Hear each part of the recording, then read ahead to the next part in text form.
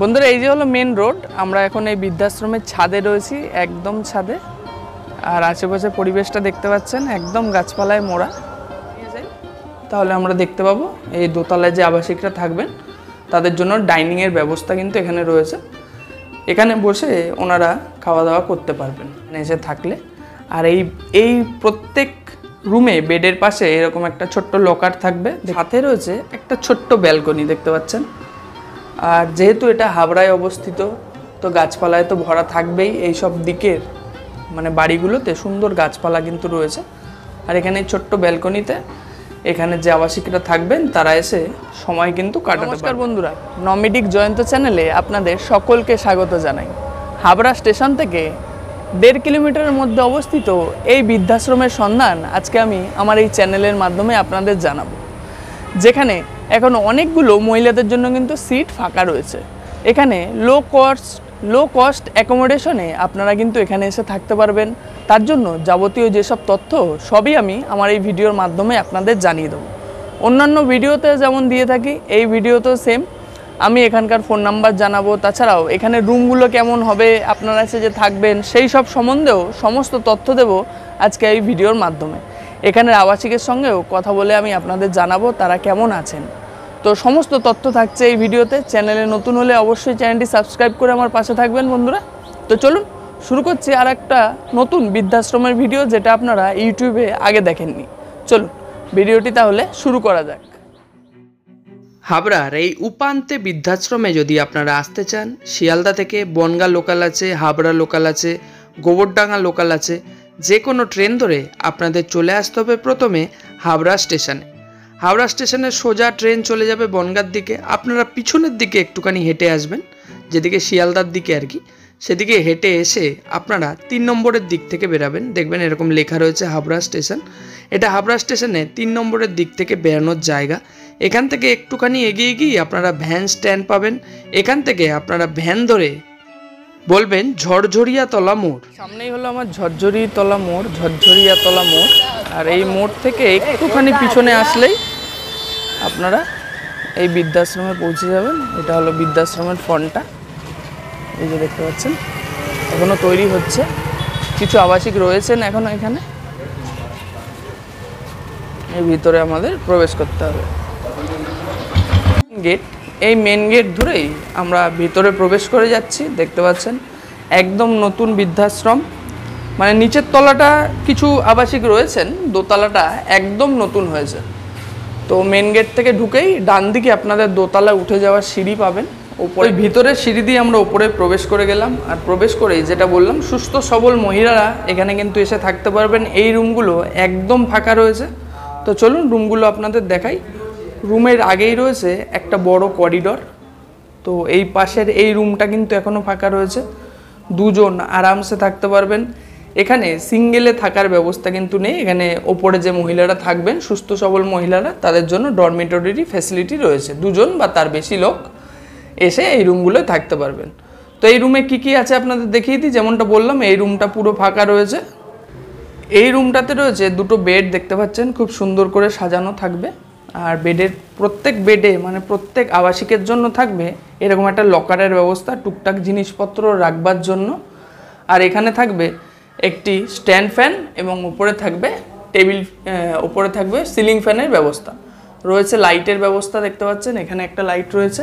আর এখানেও একটা লাইট কিন্তু ওনারা লাগিয়ে দেবেন। এই পাশে রয়েছে মশার ধূপ দেখতে পাচ্ছেন, এখানে দেওয়া রয়েছে। গুড নাইট একটা জ্বালানো রয়েছে। আর এই রকমই রুম আপনারা কিন্তু এখানে আসলে পাবেন, যেটা এখন একদম ফাঁকা রয়েছে বন্ধুরা। আপনারা চাইলে সুস্থ সবল যদি কোনো মহিলা থাকেন তাহলে কিন্তু এখানে এসে থাকতে পারবেন। তো আরও রুম আপনাদের দেখাচ্ছি। যেমনটা বললাম, দোতলা পুরো ফাঁকা। আর এই করিডর দিয়ে একটুখানি এগালেই এখানে হাত ধোয়ার বেসিন রয়েছে। এখানে রয়েছে একটি ডবল আলমারি। আর একটু যদি সামনে এগিয়ে যাই তাহলে আমরা দেখতে পাবো এই দোতলায় যে আবাসিকরা থাকবেন তাদের জন্য ডাইনিংয়ের ব্যবস্থা কিন্তু এখানে রয়েছে। এখানে বসে ওনারা খাওয়া দাওয়া করতে পারবেন। আর ডাইনিংয়ের পাশেই রয়েছে একটা রুম বন্ধুরা। এই রুমটাতে 3 জন থাকতে পারবেন, আপনারা পাবেন এখানে এসে থাকলে। আর এই প্রত্যেক রুমে বেডের পাশে এরকম একটা ছোট্ট লকার থাকবে দেখতে পাচ্ছেন।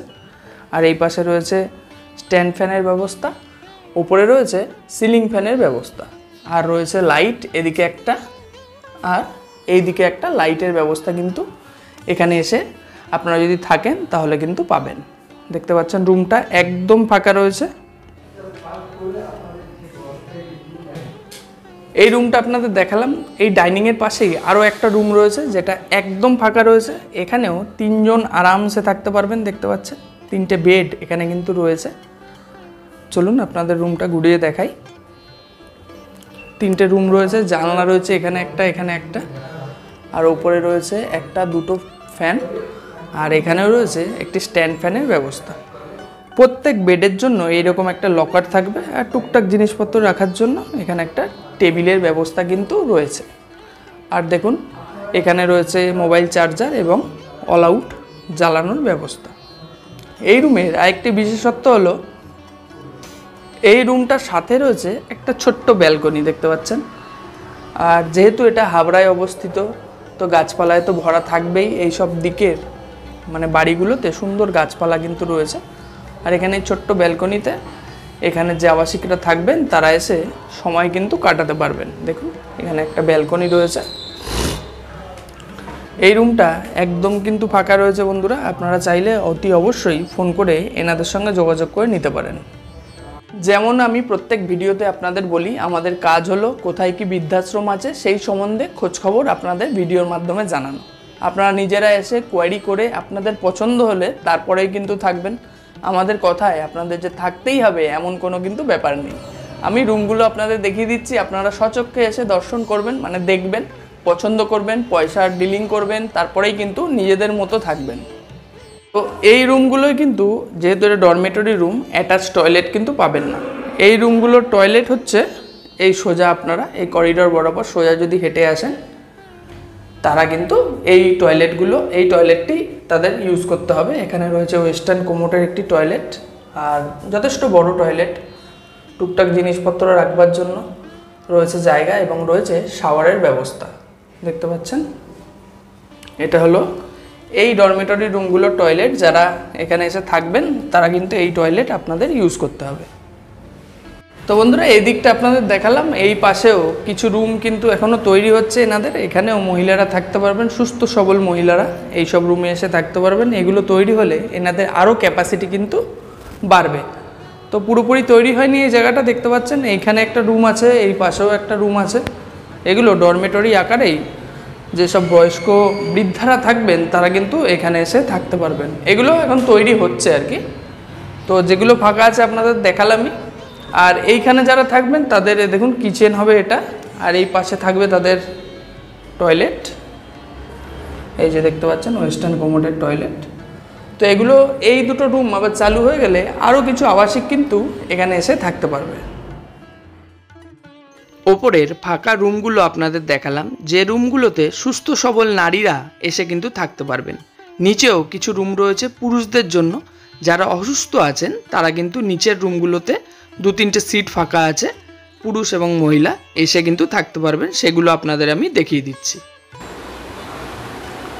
দেখতে পাচ্ছেন ওপরে রয়েছে একটা পাখা, আর লাইটের ব্যবস্থা কিন্তু এখানে রয়েছে। এই রুমটায় 3টে যে বেড রয়েছে এনাদের 3 জনের জন্য রয়েছে এখানে ছোট ছোট 3টে ওয়ার্ড্রপ, এবং 3টে জলের বোতল কিন্তু এখানে রয়েছে। দেখতে পাচ্ছেন। তো এইখানে 3 জন আপাতত রয়েছেন। আর এই রুমটা দিয়ে বেরিয়ে গিয়েই এই সোজা যদি আমি সোজাসুজি প্রবেশ করি তাহলে এই সোজা রয়েছে দুজনের থাকার জায়গা। তো এই বেডে একজন রয়েছেন দেখতে পাচ্ছেন, আর এই বেডটা এখনও ফাঁকা রয়েছে।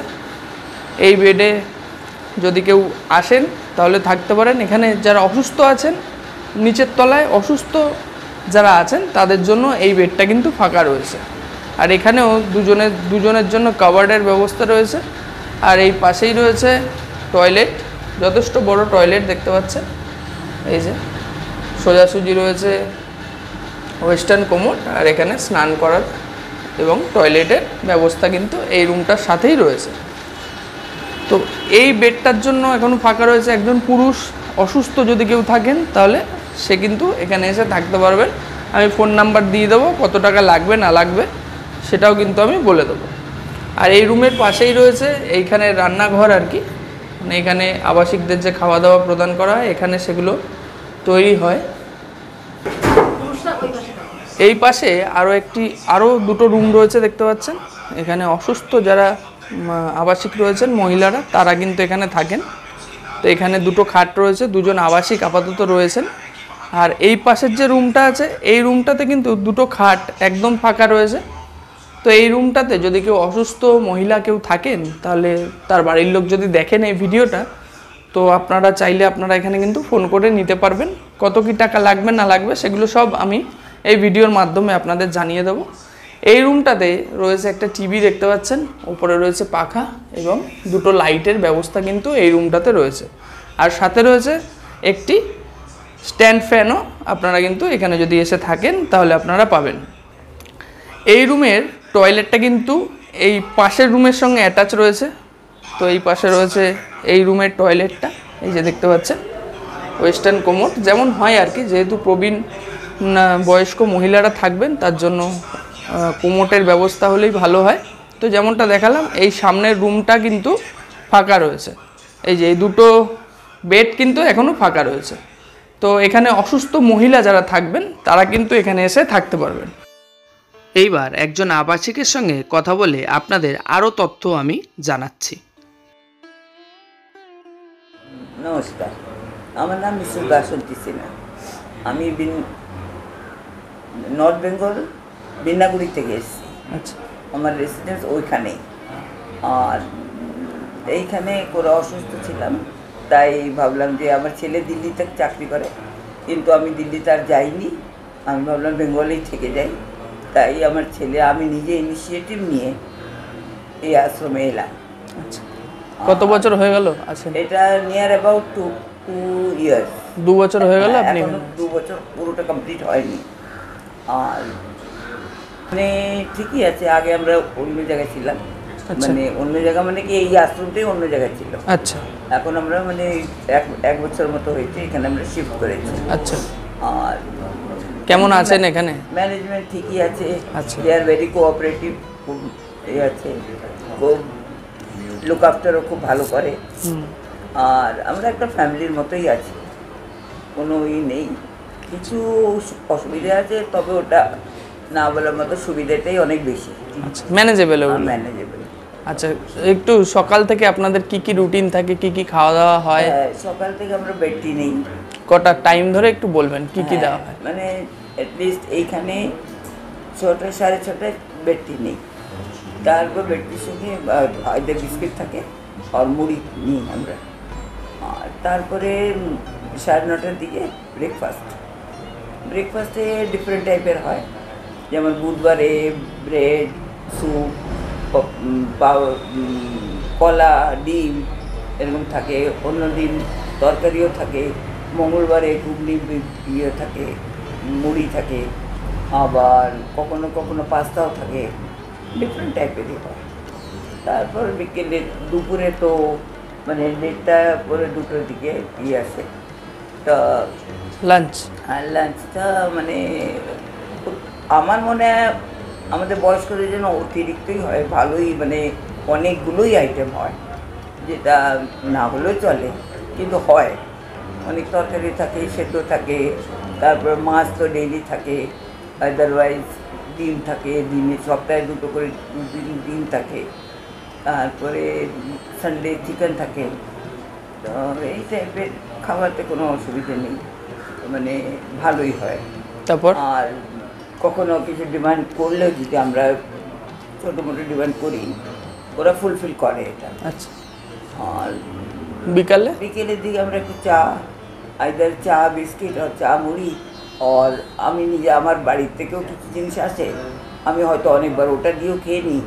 তো এই রকম করে চলে।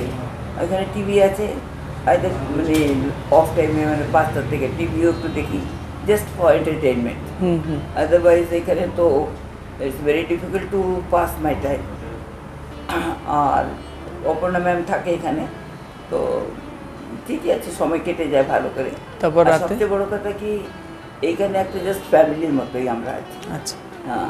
আর রাতের বেলা কি দেয় যদি একটু? রাত্রেবেলা যেমন কখন আমি তো রুটি খাই, ভাতও থাকে রুটিও থাকে, আমি রুটি খাই তরকারি খাই, দু তিন রকমের তরকারি থাকে।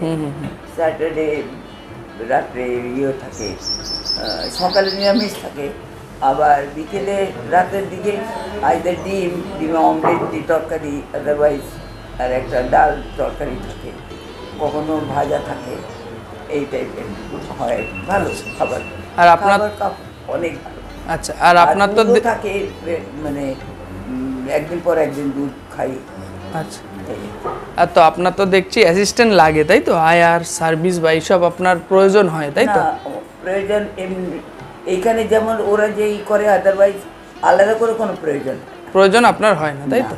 আর যাদের রাখা আছে তারা কেমন পরিষেবা পায়, আপনি কি দেখেন? তারা খুব ভালো, দে আর ভেরি কোঅপারেটিভ, একদম বাড়ির মতোই, মানে এখানে নিজের মতো করেই থাকে। মনে হয় আমরা যদি কিছু পারি তো ওদেরকে দিতে ইচ্ছে করে। এখানে যদি কেউ আসে এই ভিডিও দেখে, তাদের অসুবিধা হবে কিছু? আপনার কি মনে হয়?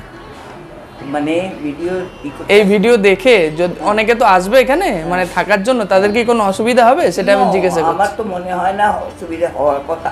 আচ্ছা, আমরা তো মানে খুব ভালো এনজয় করেই থাকি, আদারওয়াইজ তো কোনো ডিফিকাল্টিস নেই যে অসুবিধা হবে। আচ্ছা, থেকে আপনারা ভালোই আছেন, তাই তো? ভালো আছি। আচ্ছা, অসংখ্য ধন্যবাদ আপনাকে সময় দেওয়ার জন্য। নমস্কার। নমস্কার, আমারও ভালো লাগলো। অনির্বাণ ব্যানার্জি, আপনারা এই মুহূর্তে যেখানে উপস্থিত রয়েছেন হাবড়ায়, সেটা হচ্ছে আমাদের ঠিকানা সিমলার এটা লো কস্ট অ্যাকোমোডেশন সেন্টার।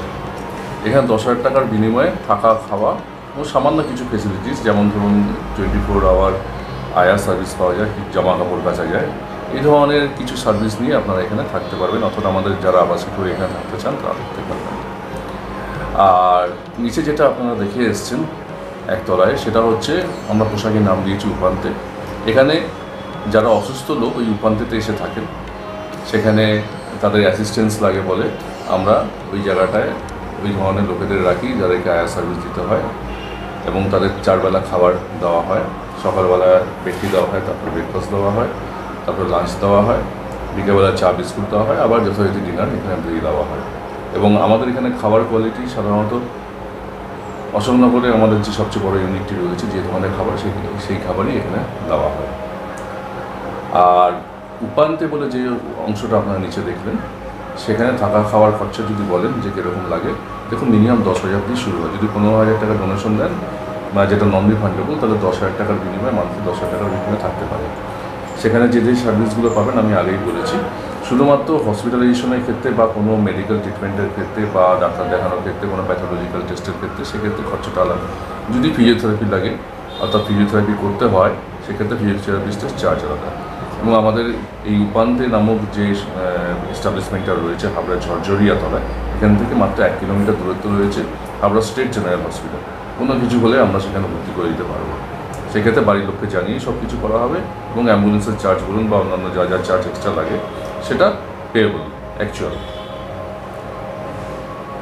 আর এই যে উপরে এখন তো মোটামুটি পুরোটাই ফাঁকা আছে, তো এখানে থাকতে গেলে কেমন কি খরচা পড়তে পারে, আর আপনাদের এখানে যে যোগাযোগ নম্বরটা আছে সেটা যদি আপনি একটু বলে দেন এই ভিডিওতে। দেখুন, উপরে যেটা রয়েছে সেটা পোশাকের নাম হচ্ছে জীবন কাঠি। এটা সম্পূর্ণভাবে সুস্থ মহিলাদের জন্য, যাদের কোনো অ্যাসিস্ট্যান্স লাগবে না। যদিও কোনো প্রয়োজন পড়লে নিচ থেকে উপরে এসে যিনি এখানে হাউস ম্যানেজার আছে তাকে পাশে দাঁড়াতে পারবে, বা কোনো প্রয়োজন থাকলে সেটা মেটানোর চেষ্টা করবেন সাধ্য মতন।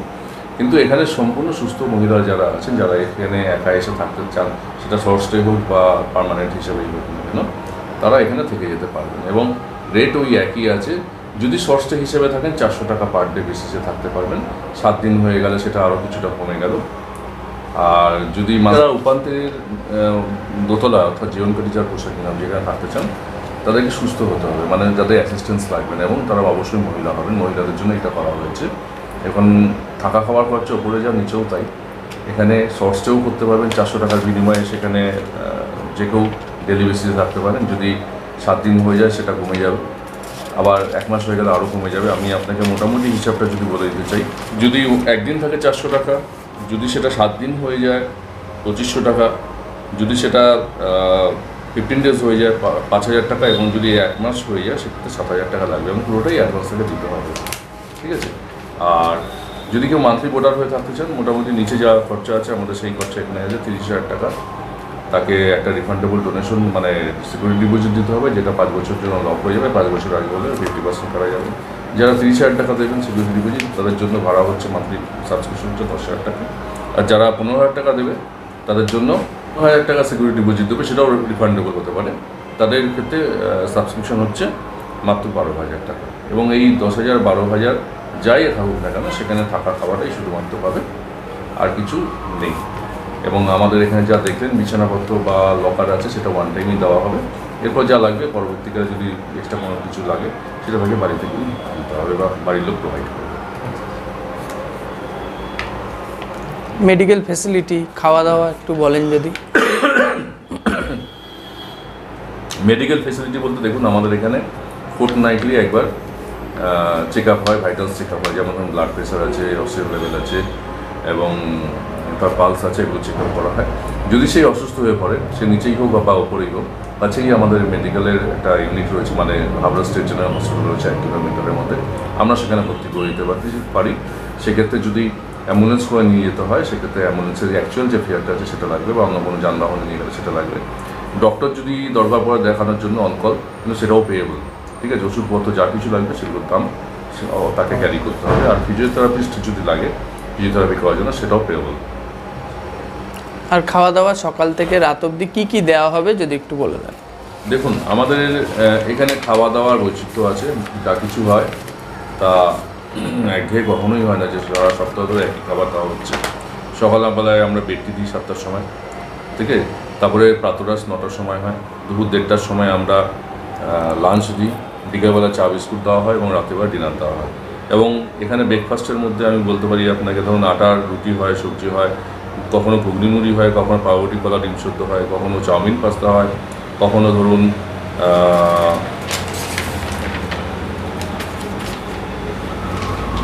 চিড়ে মুড়ি, দই, কলা এসব দেওয়া হয়, কখনো লুচি পরোটা, ছোলার ডাল হয়, এগুলো দেওয়া হয়।